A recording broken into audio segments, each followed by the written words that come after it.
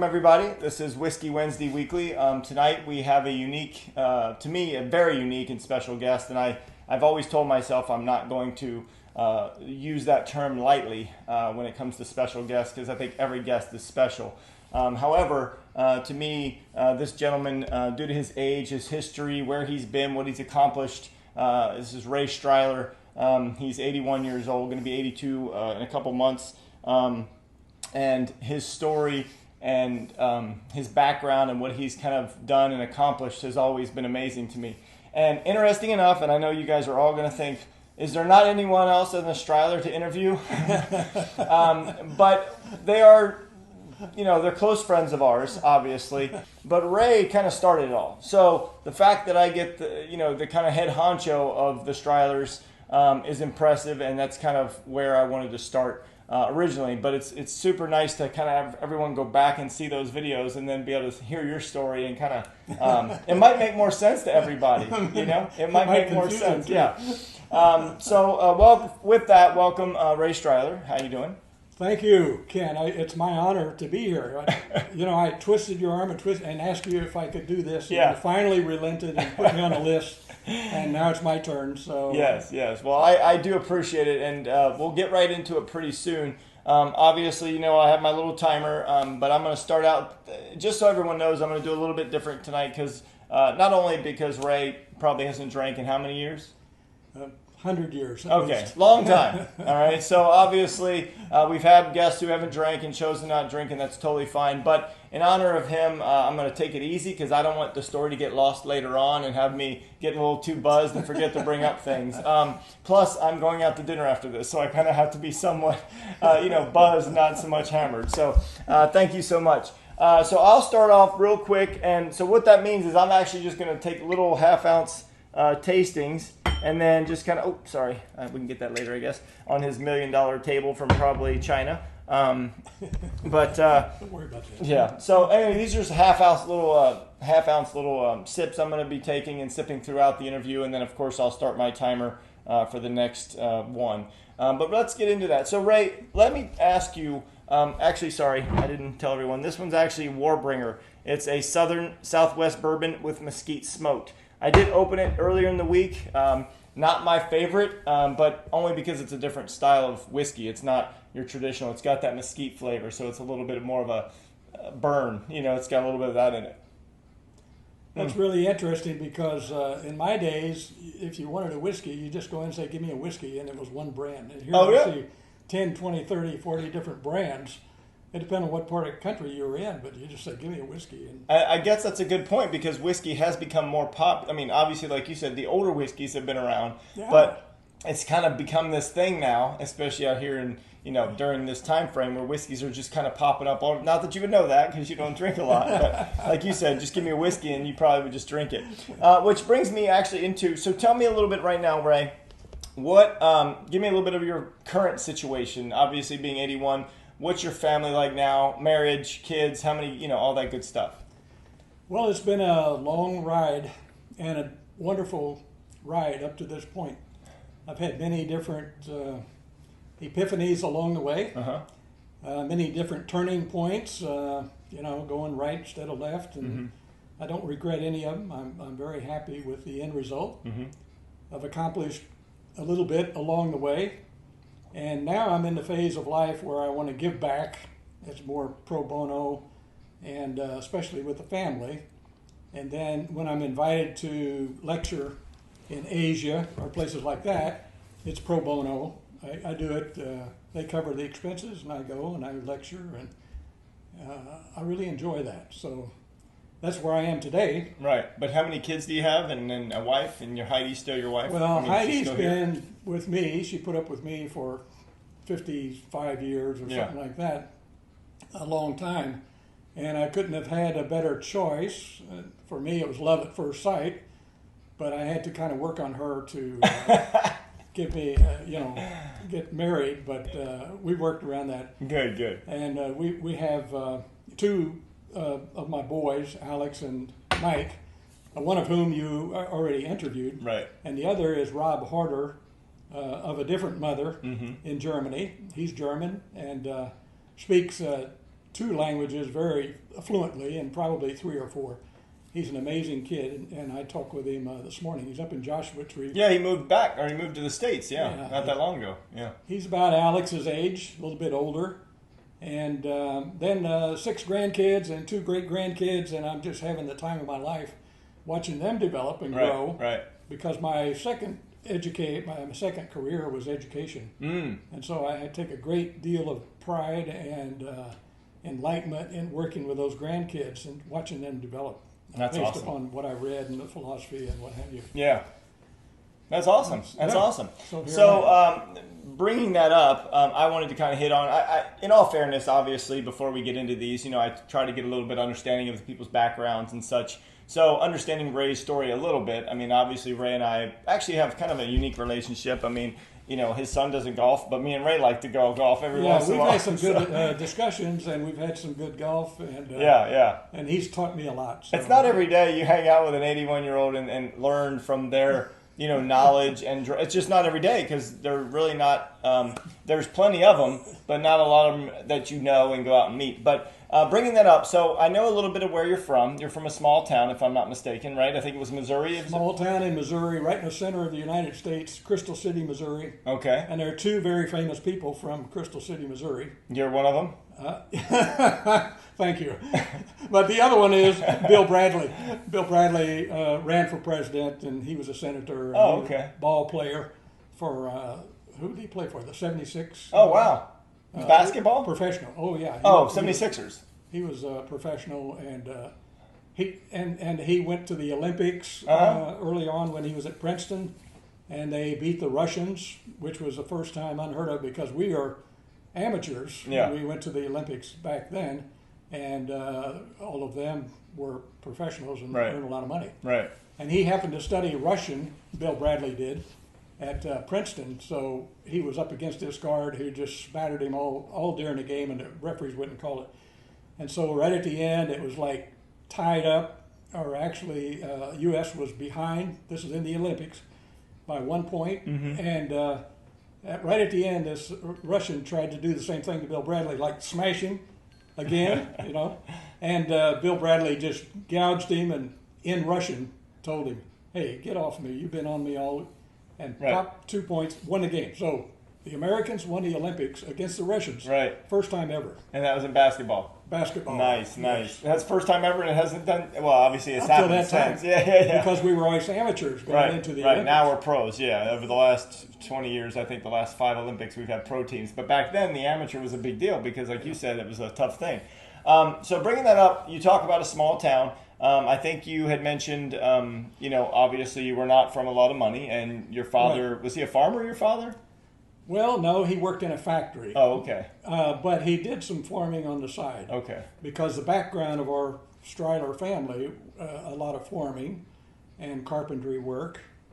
And he actually had, he kept 20 pigs, 20 hogs, and he would butcher those every year. Okay. And that's when I learned one of my first lessons in life. He said, I wanted to stay home from school. I was about 7 or 8 or 9. You mean like not ever go to school or just one day? Just one. Oh, okay. Well, I wanted to stay home one day and maybe 2 days because the butchering took 2 days. So he'd bring in all of his friends and uncles and brothers and what have you, and they'd butcher half of those hogs. Okay. And then I said, I want to stay home and work. Okay. And so he kind of looked at me staunchly and said, well, okay, we'll try it for one day. Right. So all day long I was carrying pails of water, which probably weighed twice what I weighed at the time. And I was bushed at the end of the day. Oh, yeah.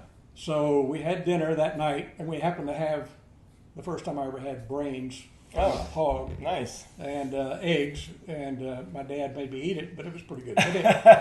So I said, he said, do you want to work tomorrow? And I said, well, I don't think so. I think I'll go back to school. Yeah. So I learned then that you don't want to stay in farm school. hogs and I don't just want stay that at hard school. work. Yeah. Forget about that. I think you mentioned you'd never missed a day of school again unless you were Never sick. missed a day again after that. Now I'm from a small town, obviously, but the 40s sounds like when you grew up, because you said you were born in 30 what? 38. 38. So you were running the streets being a kid in the 40s. Yes. So real quick, what's it like in the 40s? Because a lot of people obviously watching may not, because this is a newer generation probably watching. A lot of people don't know what the 40s were like. Well, that's a good question because actually, you recall we had the war. Okay. And Which war was that at the time? in 1941 when Japan bombed Pearl Harbor. Oh, that was I'm going World to War tell you a II. story Okay. about that too. Since you're a Navy guy, you got to hear it. Yeah. So we were we were on rations. We talked about the war because our fathers and brothers and uncles were all gone. Not brothers, but uncles were all gone. Okay. And I was like 7 years old at the end of the war in 1945. Oh, okay. So your And I father remember- went? Yeah, he was in the Navy and he was in a destroyer. Oh, okay. So your father served in the Navy Absolutely. due to the World War II. He was in the Pacific in a destroyer, and he was down in the bowels of the ship, Right. Oiling, as best I can figure out. He was an oiler Okay. and a fireman. I guess he was a Yeah, fireman. because that was the my F- rate, a BTA, yeah, fireman And so engine he was rate. all around the engines and had all that smoke. And I think that affected him because he actually died when he was 42 years old after he came back from the And war. how old were you? And I was like 11 years old at Okay. that time. Okay. So from then on, my mom took care of us, and I had 3 other siblings, Boys 2 at older all? brothers, Oh, okay. 1 younger sister, and there were the 4 of us kids, and then my mom Right. in a little 2-bedroom house in Okay. Crystal City, Missouri. So I was poor and I didn't know it. Yeah, of course. We all are at some point. I mean, not all of us, but I mean, you're right. Like, you don't know it because you don't didn't know know it any better. Because Yeah. you You haven't weren't been around. associating with everybody else that you thought everyone had that much money, right? No way 'Cause- to compare yourself Exactly, with anybody else yeah. except at school, Right. and the other people were in the same boat we Right, were. because in the 40s there wasn't TV and all these things. You can see other people doing the same things, like you said, unless it was at school. So let me ask you real quick, did your older brother, kind of have to be that role, or is your mom just Yeah. the strong one pretty much? He did by default. Oh, okay. My next older brother was a year and a half older, and then he was another 2 years older. Okay. So he was like 3.5 years older than me. So he took the role of the father, Uh-huh. and I was the baby Boy. boy. Right. So I got all the benefits. Yeah. You didn't and have to do all that extra Nobody stuff. messed right? with me.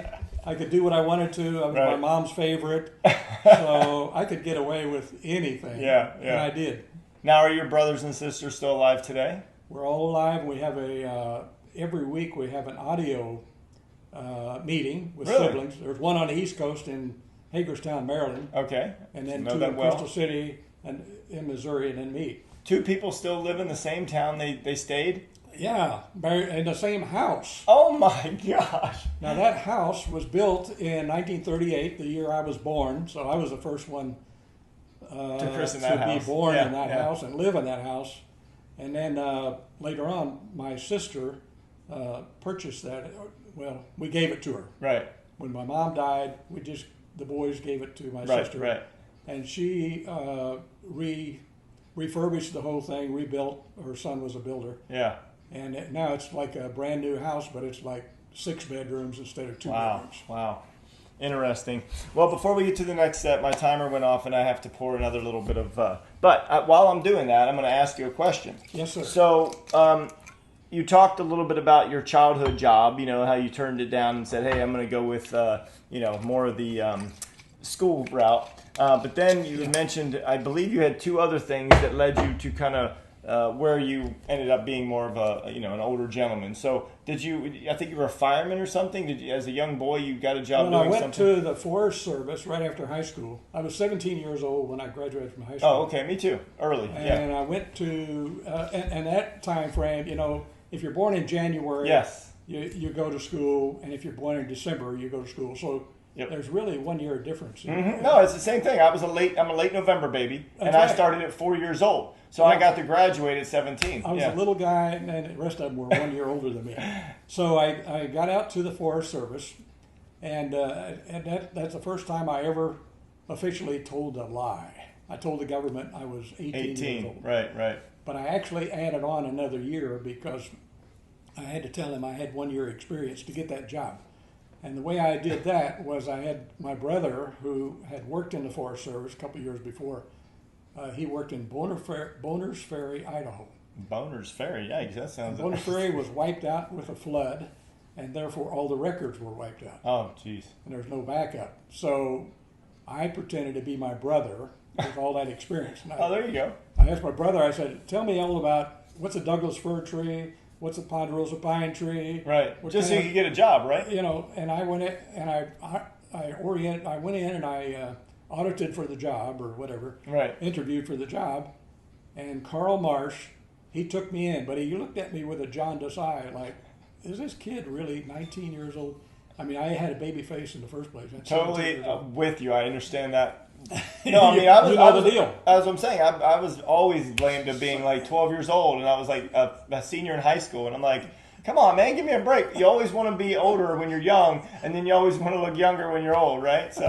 So anyway, I understand that you had a bad experience, and then you just decided you're done with that. What was that?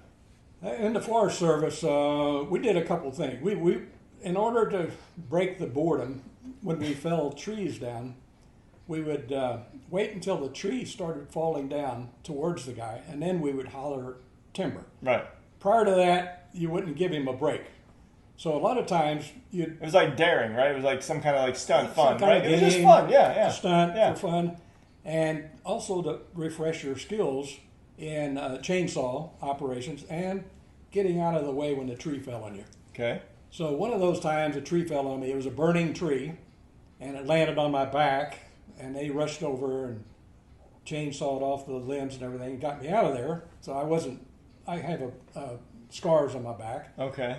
But I decided after that, I don't want to work the rest of my life. I want something academically. Yeah, you don't want to do that kind of hard, I mean, because you could have been there 40 years and you would have had a whole different life.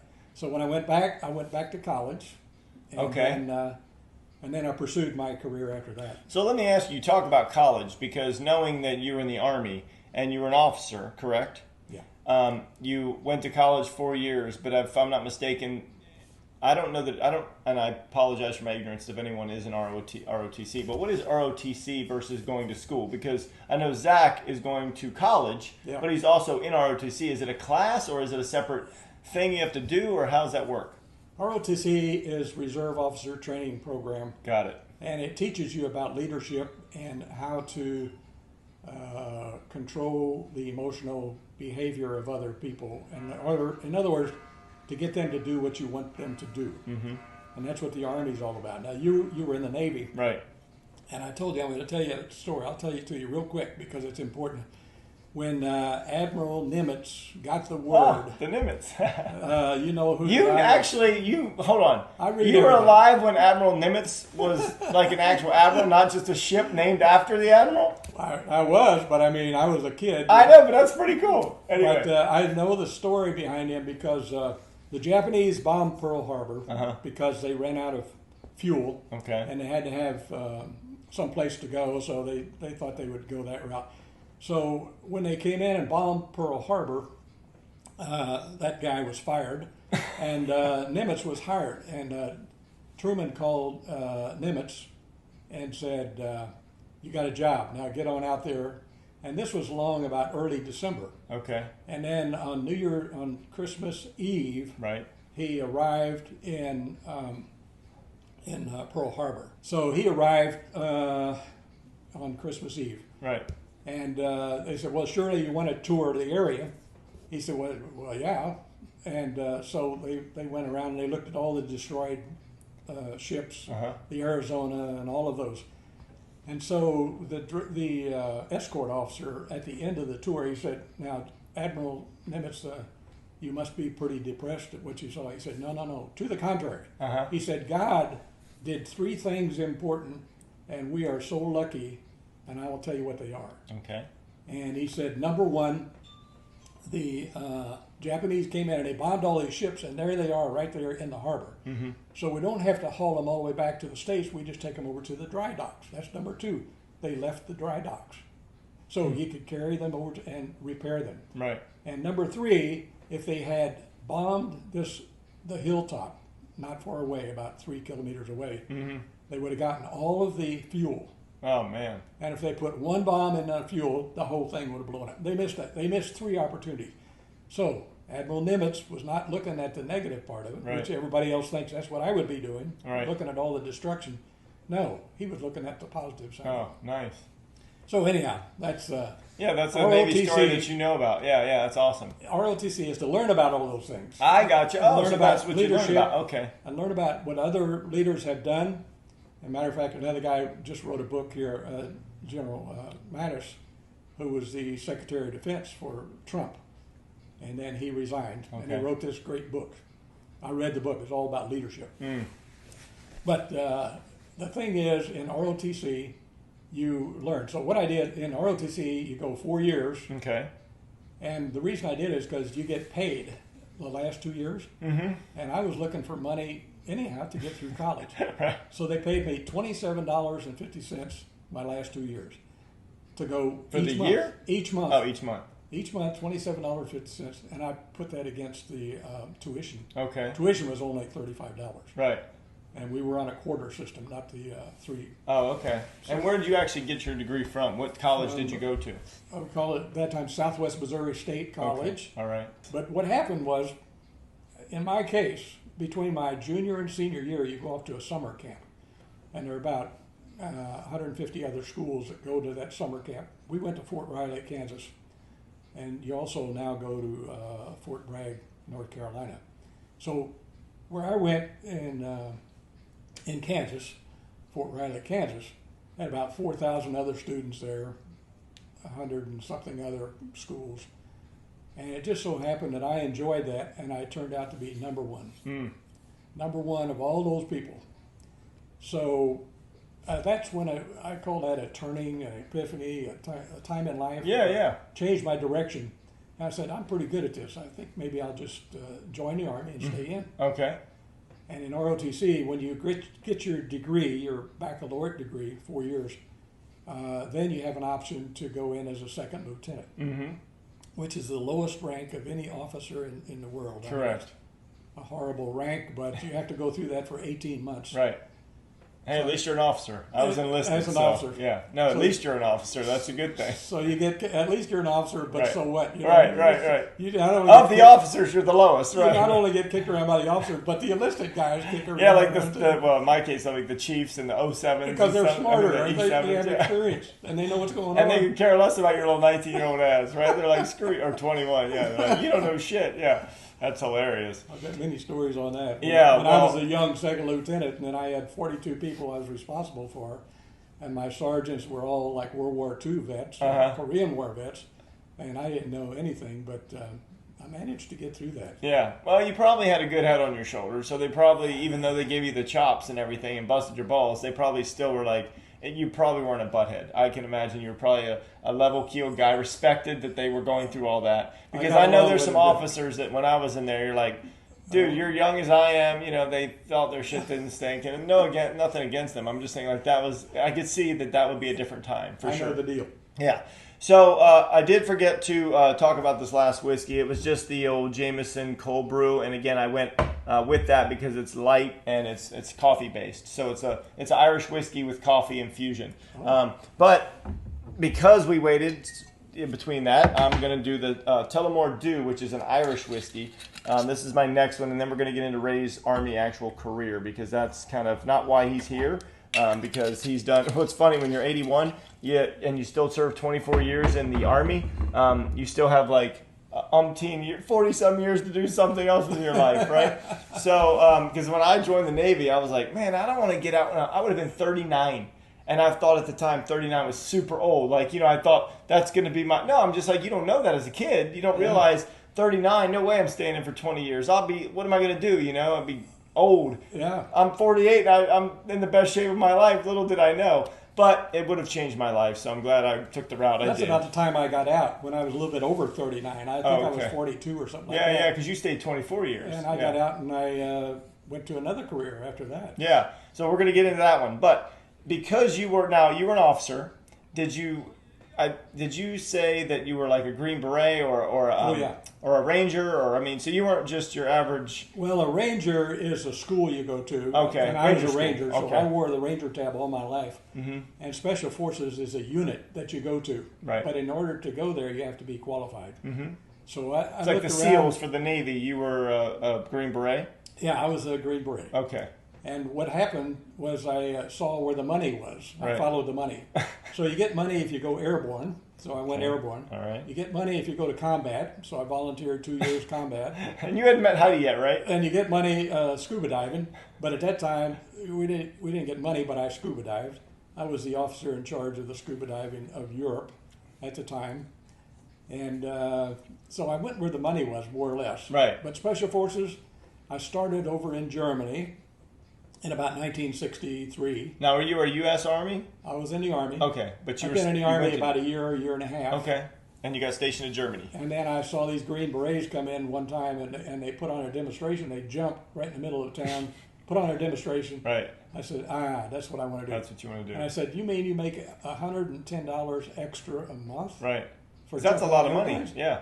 And I said, well, that's another third what I make. I make Right. $222 a month. Right. at the So time. you're like, here we go. And that's was- half. Like that's was half. second lieutenant. Yeah, that's I said, amazing. Yeah. So I said, And then combat pay, right? You said. so then you fill out a form, the 1049. You fill out a form, and then I was accepted. And I went down to Bad Tolz, Germany, and I was accepted by some of these legend people, like Jerry Sage was the commander.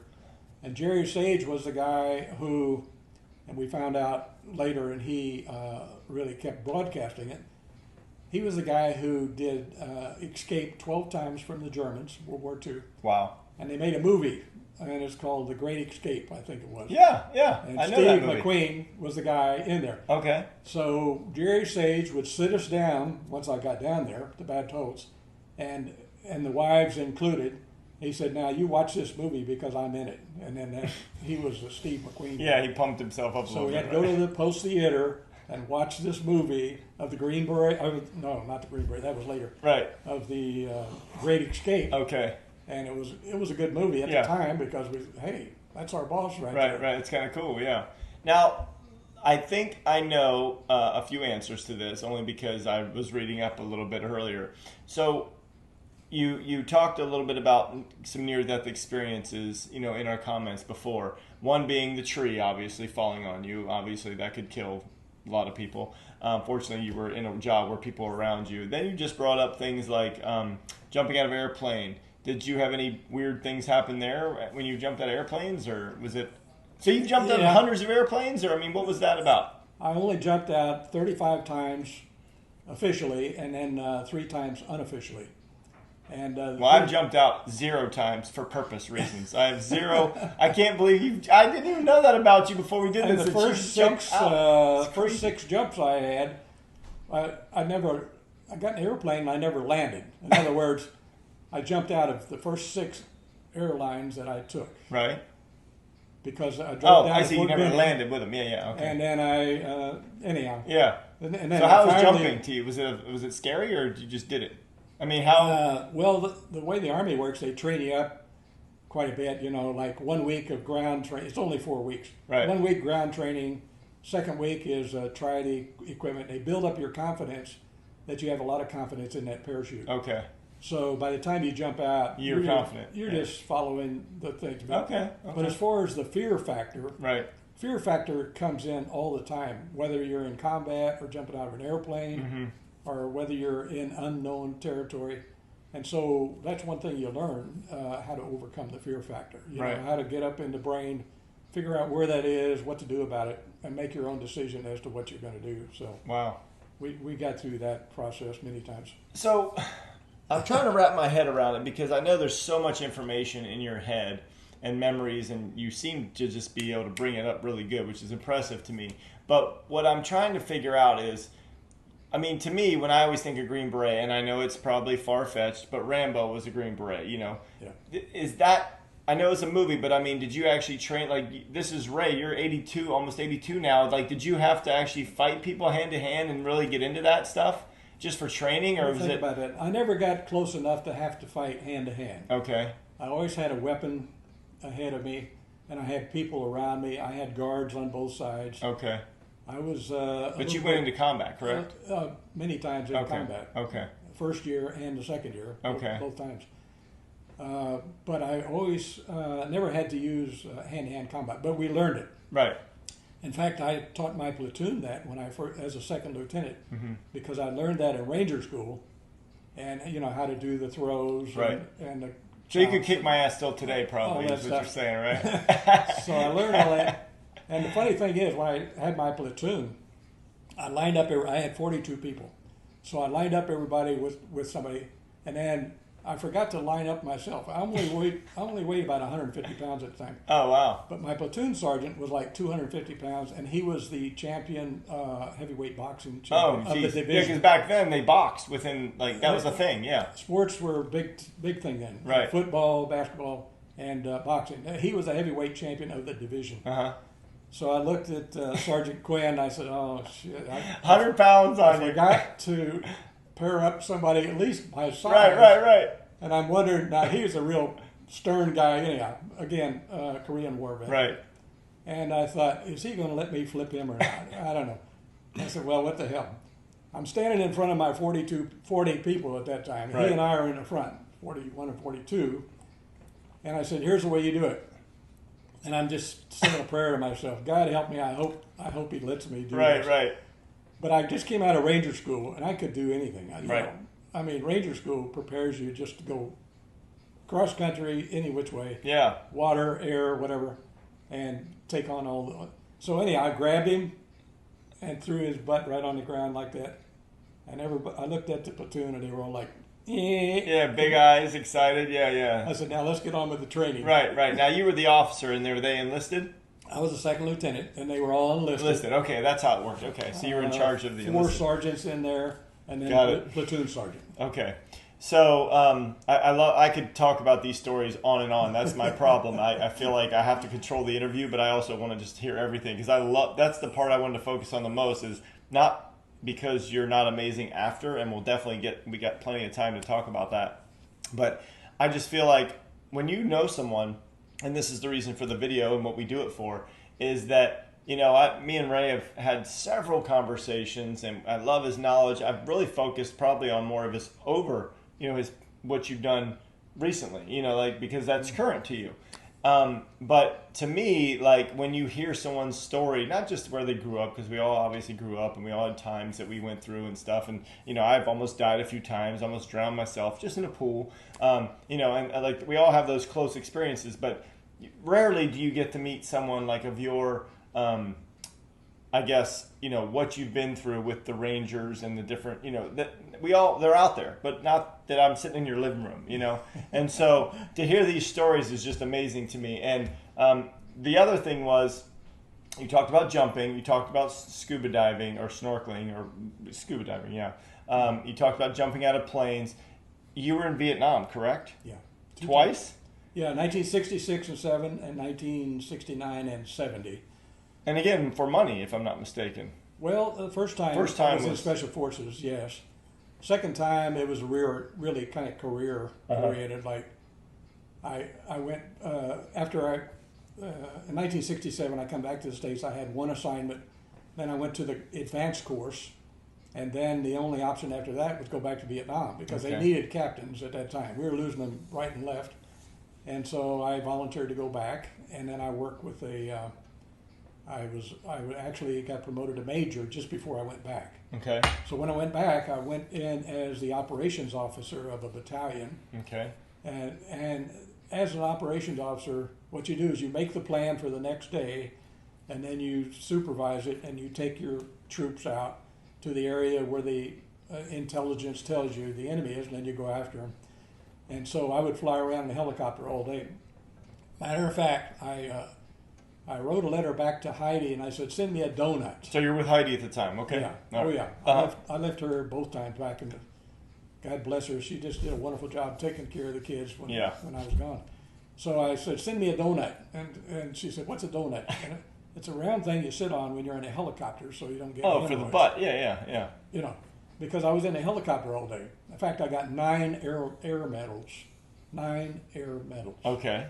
Because of the flying around all the time. Now, I understand you were were you in an accident, though, in the helicopter once? One time I had an accident. The thing crashed at the end of the runway. Okay. But it wasn't from high up crash. What it was, we overloaded the helicopter, and we got down we tried to get up off the ground, and it wouldn't get off the ground. And finally, he got to the end of the runway, and he just bounced it. And finally, we got off the ground. Oh, okay, okay. That was a crash. One time, I saw on an air wing flying into my camp, I saw on the aircraft the lightning hit the wing, but we didn't feel anything inside. Oh, really? It hit you guys, but it kind of grounded it or whatever? Hit the wing. It must have been grounded around the aircraft. Somehow it got through without hitting you guys, huh? It was a Caribou airplane, okay, which we turned over to the Air Force. Another whole story. But yeah. That's awesome. Now, what was I bringing up? Oh, I understand. Now, when you talk about being a ranger and a Green Beret and all these things, you're obviously fighting people. I mean, so have you ever had to take anyone out, or I mean, did you have to actually shoot somebody? Kill anybody or shoot anybody? Is that what you? Actually, as an officer, you're a manager of violence. Right, I understand. You're the guy in charge of all these people. Right. And I was an infantryman, so obviously I was trained to do that if somebody came within my scope. Of course. But fortunately, you didn't have to. If it's top secret, you don't have to say anything. All right, that's enough. That's enough. I got the job done. Okay, all right. I'll put it that way. But mostly, I would employ my own forces all around me. Of course. When I did. Yeah. One time I think I might have mentioned it before, but I was working with the Montagnards, which are the indigenous people in the Central Highlands of Vietnam. Mm-hmm. And they're a little bit shorter than me. Mm-hmm. In fact, they're only about 5 feet tall. Okay. So I'm walking down the trail, and I'm in this case, I was about the 13th man back. And so there's an ambush on both sides waiting for me, because they let all the Montagnards go through. They could tell, and then all of a sudden they see this big, tall American. Oh my gosh, they were trying to ambush. So they're trying to get the Americans. Right. Because they had a small force sitting on the side, and somehow or another my left flank missed them. They are actually on the outside of them. They were right there, and so when I approached, they just shot straight at me. But fortunately for me, I mean, they were so close. They were like 6 yards away. Oh my gosh. But whenever they started firing, they started running.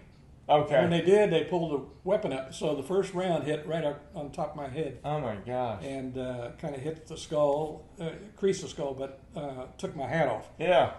So later we were able to look at my F&M Wool Crusher hat, right, jungle hat, and say, "Look at this." Do you still have that hat? Could have been me. Not that one, I don't think. Oh my gosh! You probably didn't think of it at the time. Like that would be a cool thing to look at. I got another one. I know. One with a hole in it, though, right? I mean, I didn't want one with a hole in it. You didn't think I want to keep that as a "I almost died" souvenir? Yeah, I know. I get it.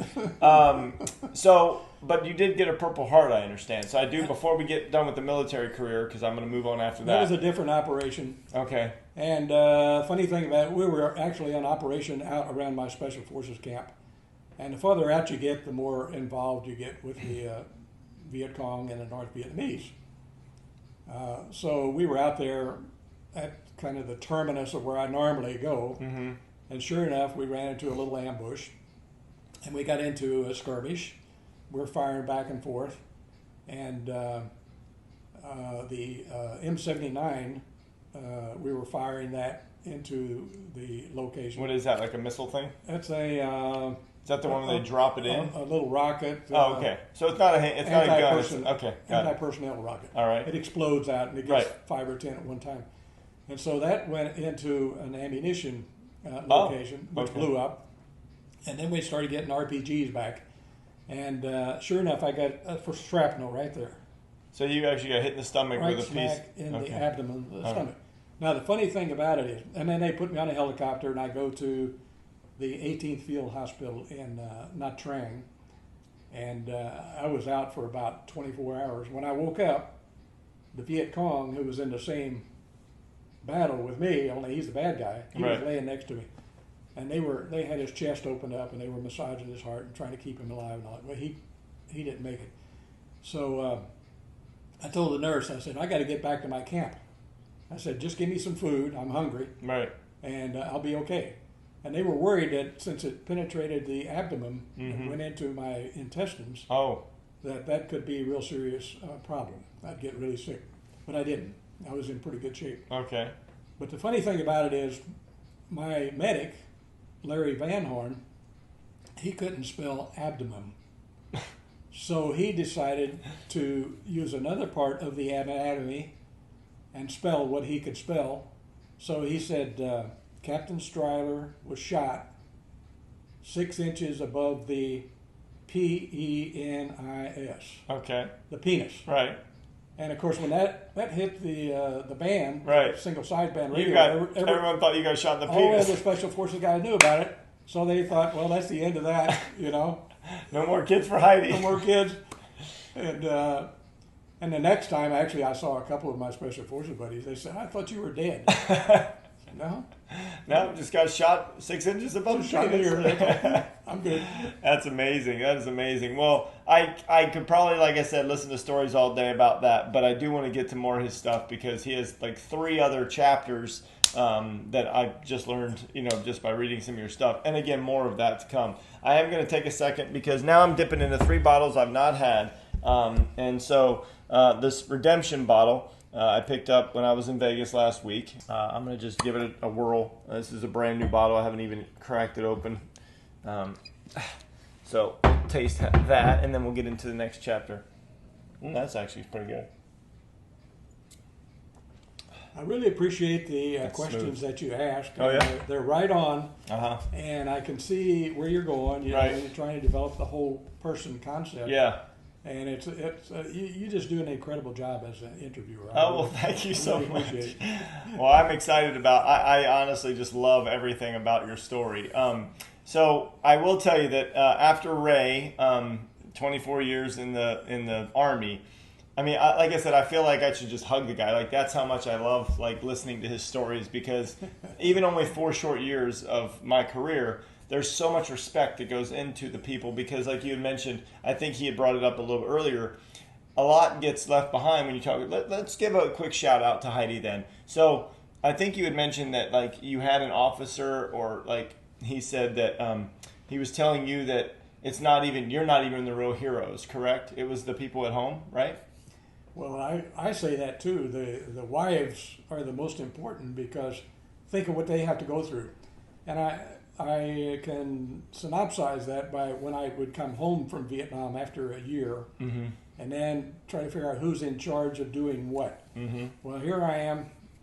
First time I'm a captain, so I'm in charge of, I think I had about 4,000 people at the time, including the villagers. Is that an 06? So, no. 04. As in Army, it's 04? Army captain is a lieutenant, I guess. Okay, yeah, okay, 03. Two stripes. Yeah, okay. So, that's another funny story. But military talk, sorry. I was in charge of all those people. I come home, and there's the wife, and she starts giving me orders. Oh, God. Like, go down and do this. Right, go get the dry cleaning, go run the kids. You're like... And I'm thinking, now something's wrong here. She has not been read into the situation or what. And so we had that period. I love that theory. We had a period of time in which we had to adjust and who's in charge of what. Right. And of course, she's a very strong lady. So she was in. I said, "You're in charge of the house and everything, all this, and the kids." Yeah. And so I'll take care of everything outside the house. Right. And that's a great point, because I know that even my 4 years, and I was with Mila for 2, it is, when you come back, even though there's not, I didn't have that power struggle because we weren't married at the time, but you still it's an adaptation. Yeah, I mean, you're gone 6 months, 3 weeks. I mean, there is a reason why a lot of people don't make it in the military, husband and wife. Let's be honest. So that's why the wives are so important, and husbands now. I mean, because there's plenty of women. Wife or husband, or significant other. That's very important, because they're the ones that kind of keep your own sanity. Because when you go home at night, I remember one time coming home. I was in Germany. I was kind of a new guy. I was probably a first lieutenant, and I was in charge of the underwater recovery team. And we recovered a captain. And that's the first time I saw a guy who was dead for 11 days. Okay. And there he was. We pulled him out of the river and took him up to Munich. And so at the end of the day, I go home and we sit down to have dinner. And Heidi had a great meal prepared. and Alex was small. And I'm sitting there at the meal, I'm thinking, would she be interested in what I did today, you know, Right. recovering a dead man? I said, and I told myself, no. I said, you got to make light conversation when you're at home. Oh. So now my emphasis is when you go home, it's a different scenario. You don't talk about the work. You talk about family. You talk about the wife. You talk about the kids. Right. And so that's a relaxation period for me. That was my, you know, you always go 2 steps forward, 1 step backward. The 1 step backward is when you have to kind of reprogram yourself and Right. adjust. And that's what I did when I went home, and that's why the wife is so important. Now let me ask you, you talk about that. So seeing all the stuff you saw, doing all the stuff you did, before we move on, what did you then, how did you vent then? I mean, because a lot of people talk about, like, you know, PSD and all those things and holding that in. Where did you go with that you saw a dead man? I mean, did you just, you were that guy that you were able to harbor it in, just be like, it's just a thing? Or did you have outlets and buddies? And I mean, how did you deal with that? Because it couldn't be Yes easy. to all of those answers. Number one, I think I was able to recognize reality and what was happening. I had done a lot of reading about, well, for example, St. Aquinas is a theory on just war. And I was pretty well read, I believe. So when it happened, you justify the killing, and Okay. then you move on. Right. Now, why was I able, and how was I able to move on?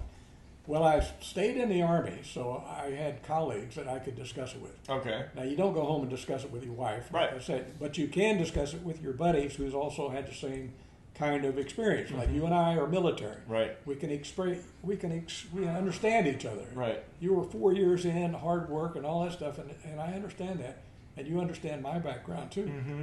So I could talk to my military buddies, and I had no problem with There's it. there's a level of respect and understanding. You're right. Like, Yeah.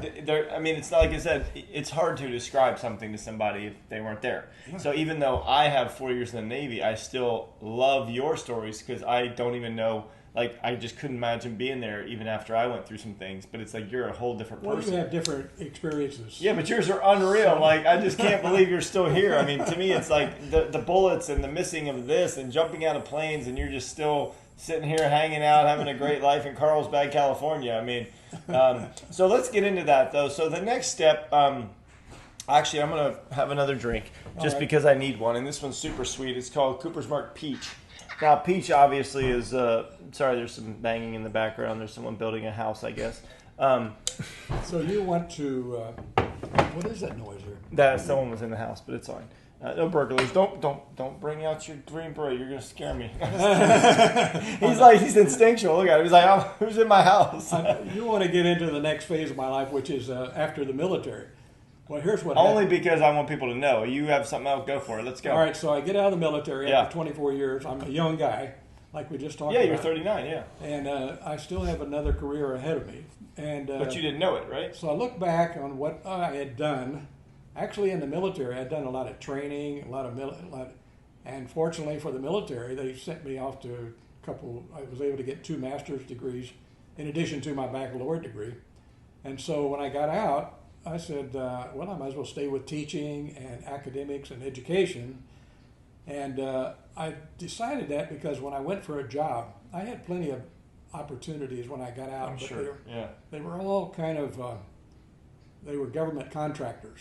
And I felt there would be a little bit of conflict of interest. Okay. And I didn't want any conflict of interest. In fact, we were advised as officers getting out that you want to wait 1 year and then work for a government contractor. Most Oh. people didn't do that.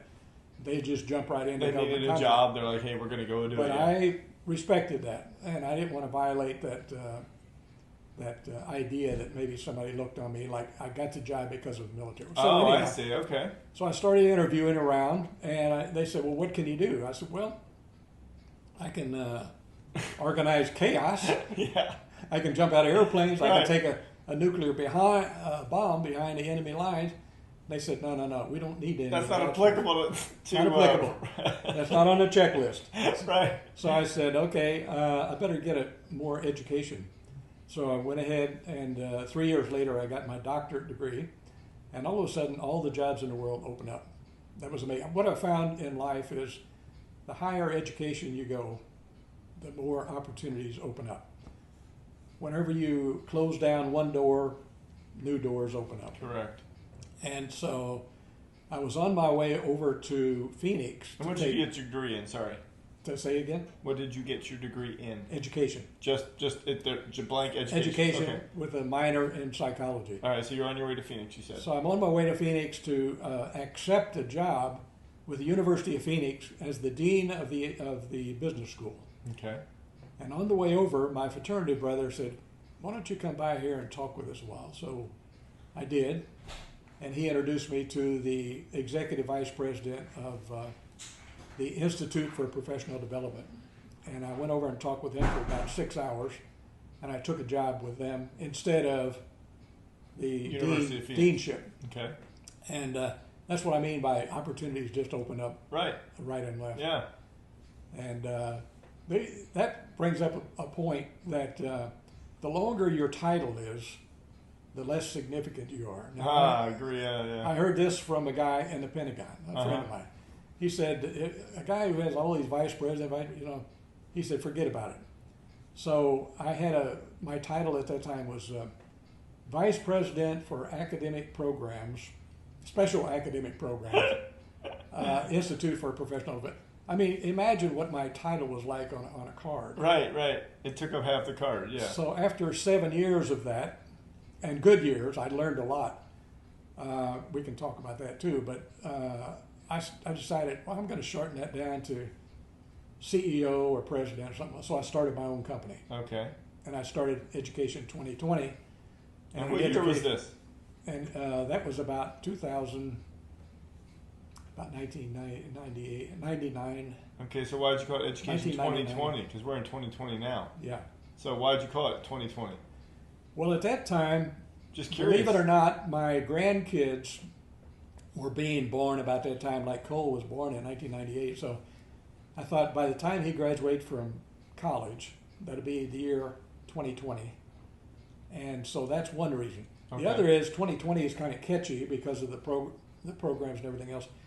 And I wanted to project out some kind of a future of education because I was involved in a lot of cutting edge online stuff in education. And I wanted to project in my company's name, Education 2020, Right.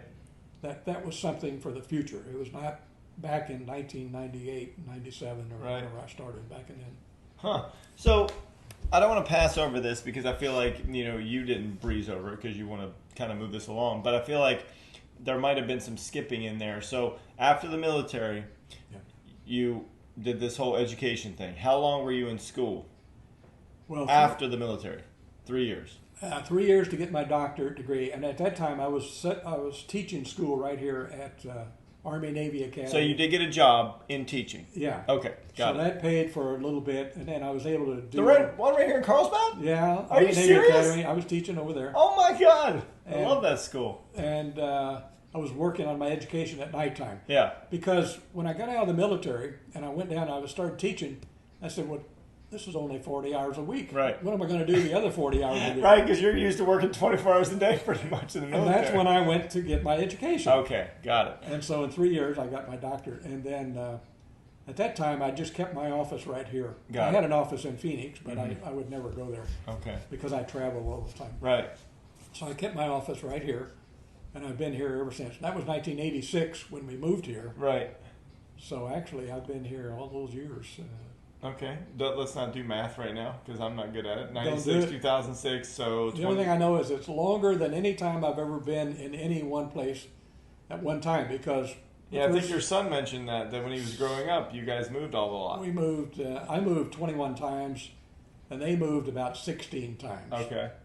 Now I say I moved more because I went to you go would to go- a school or Yeah, something like yeah. that, like the Command and General Staff College. Right. That was a whole year. Before So I they were took- even born, too, I I'm took- sure. Took Yeah. the whole family then, actually, Oh, okay. during that time. But Interesting. So, from your company, is that what you're doing now? Like, where did that take you from 1998 till today, other than doing this pro bono work? What did you do in that span of time? well, I did pro bono for sure, and because I felt in that time of life I was paid back because I had such a beautiful career and good life and good family, and everybody was doing fine. And so a lot of it was pro bono, but some of it was in order to put the beans on the table. Of course. To make a little bit of money. Right. So every now and then I would do some consulting work with the government. Mm-hmm. And one of those projects was developing the two-way video conferencing system in the old days. Okay. And those were crazy days because at that time you had the talking head black and white on television. Mm-hmm. Not like you have it today with FaceTime and Skype and Zoom and all that. Yeah. Zoom and all of that. But at that time you had to have 6 telephone lines open at one time. And if any one of those telephone lines went down, your whole system would go down. Okay. And you never knew when it was up until it actually showed up. But anyhow, that was the atmosphere when I was doing the two-way video conferencing system and advising and lecturing. I was invited many times to talk about that and lecture about that, all the way from Texas up to the Northeast, out to the West, even in Asia, to talk about that form of education. Mm-hmm. Because everybody could see it was coming, but they couldn't afford it. Right. It cost almost $1 million for each station that you put in, and the university couldn't afford it. Other people couldn't afford it, but some of the big companies like Taco Bell and Coca-Cola and those, they could afford to have that two-way video conferencing system in their conference room because they had the money behind it. Isn't that interesting? That's like 80s stuff. I mean, you're talking about like 90s, and I mean, I'm just saying like Early that's 90s. What we're saying to people is like look where we're at now. We're talking through a phone, and we're shooting video through a phone, and we're doing Zoom and Skype during a pandemic. I mean, so you were on the forefront of that. Now, let me ask you this then, because I know you've done tons of traveling back to Asia. Now, I don't know what it's about. I feel like you're some secret person that I mean, like, I ask Alex sometimes, like, he's like, oh, Dad's in freaking China for 3 weeks. I'm like, why? Like, he's 81 years old. What's he doing in China for 3 weeks? Like, I've been what? accused of that before, accused of being in the CIA and whatever. Yeah. Because of the way I traveled. Right. And because of where I traveled and, Right. and who I was with. The first time I traveled, I was going for a university up in Orange County, and they were recruiting students. So I was going over to a university there in Kunming, China, southwestern China, and in Beijing, and in Shanghai. So that first trip was southwestern China, Beijing, and then Shanghai, at 3 different universities. And my escort worked for USAID, which is the United States, it's agriculture, is what it is. Okay. And so he was my escort. I don't know how I arranged all that, but but I did. It just happened, yeah. And so I wind up in Kunming, and he's escorting me over to the university, and then I lecture over there and talk about education, the future of education. And I recruit a few students there, and then I go to Beijing and go to Shanghai. That was the first trip, and I think that was in 1998. Okay. My first time. And then from then on, about every other year, for sure, I would go to Asia, and sometimes 2 times during the year. Okay. For the next 20 years. Oh, okay. So that's why you're going, and still even now, yeah. Mostly to help with universities to get their students. I right now I have an offer to go to northwestern China, where the Uyghurs are. I love the Uyghurs, and I hate the way the Chinese Han treated them, and I'm willing to do that. But when I found out the underlying reason, it was for the Communist Party, and I'm not sure I want to go, because I feel the Communist Party are mistreating the minorities, particularly the Uyghurs out in the southwestern northwestern part of China. But I have an open invitation to do that, and I don't think I will do that one. I don't like traveling anymore. Yeah, it's got to be a long flight. I mean, you're not talking like a little 5-hour flight to Hawaii. You know what I'm saying? That's even far. You're talking, what, 14, 16, 20-some hours? What? That's what it was when I went to Israel just last November. And what was that for? I remember like you going there. That was a fun thing. Oh, okay. My sister is a travel agent, so she arranged the whole thing, and I just went along on that. By yourself? She and I went along. Oh, okay. I went by myself over to meet her. And then you and her did a thing, yeah. And then what I found out was I don't like to travel that much anymore. So, Right. So I probably won't be accepting any more long distance stuff. Long distance thing. But it was just cracking me up. I mean, like, you're 81 years old and you're still like this influential thing where people want you to come over and talk to them. And it's not an age thing. Like, I'm not knocking the 80, but I'm saying, like, you're still doing it. You just up till last year, you were still doing it. And to me, that's the impressive part of all this is that, I mean, I'm sitting there listening and I'm just going, oh my God, like, we only could, like, most people can only do half of what you've gone through. And it's not because we don't have the drive. It's just your path has taken you there, right? And that's the energy and the age. Interesting. Yeah. I think it's because the way I've always approached everything was just go balls out. Right. Just go for it. Right. And if an obstacle gets in the way, work around it. Yeah. And then go for the final goal. Right. And I think looking back over my 81 years, I noticed that every time that happened, you run into an obstacle and you fail and you learn from that. Mm-hmm. And I tried not to learn too many times the same lesson. Right, the bad ones. One lesson is enough. If one failure, go around it and then continue on. But I think that has been in my framework all these years. Just whenever I decide to do something, I'm just going to do it. I don't care what gets in the way. I know there will be obstacles. I know things will get in the way, but so what? Yeah, That's it's life. Part of it. That's life. Yeah. And I just go around it and go forward. Well, I think that after today, even though you and I have several conversations, I feel like this is why I have a connection with you, because I am exactly the same way. I've had tons of adversity in my life. I mean, my very small clip that it'll come out before yours, but whoever's watching this will have already seen it. But mine just has very few clips because it's hard to get into a lot of detail. Like you were even holding back on a few things, and I don't want to throw anyone under a bus or anything like that. So you kind of got to be careful what your words are when it's out there to everybody, right?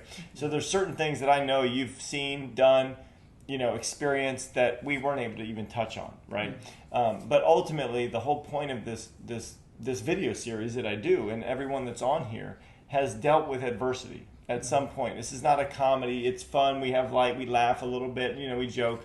But ultimately, it's to put the word out to people who do these crazy videos, which someone of even my age at 48 or your age at 81 go, why are we all watching this stuff? And again, not to knock that generation, because believe me, I laugh at some of these videos. I think they're funny. Yeah. But ultimately, I want to get to the roots of where this country was founded. The people, my mother who's 71, you who's 81, the things that we've all done and seen to give them that ability to do what they're doing today, right? I have 3 young kids. I mean, they're all 20s now, but that's still young.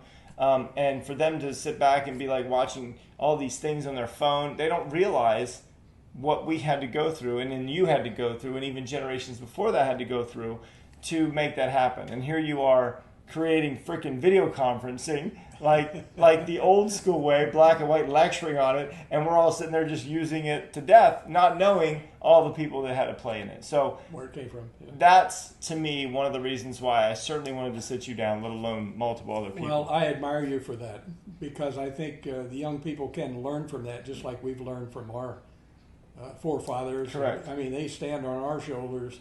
We stand on their shoulders, Right. and just like we hope the young people will learn from our mistakes. Right. But they'll make their own mistakes. They'll have their own challenges ahead of them. Right. And, it's going to be a different world for them, and then 50 years from now, they're going to be talking about, remember we had cell phones, or whatever, instead of like digital The flying. way I look at it today is this is probably the best time in the world, and in the best country in the world, and the best time in life.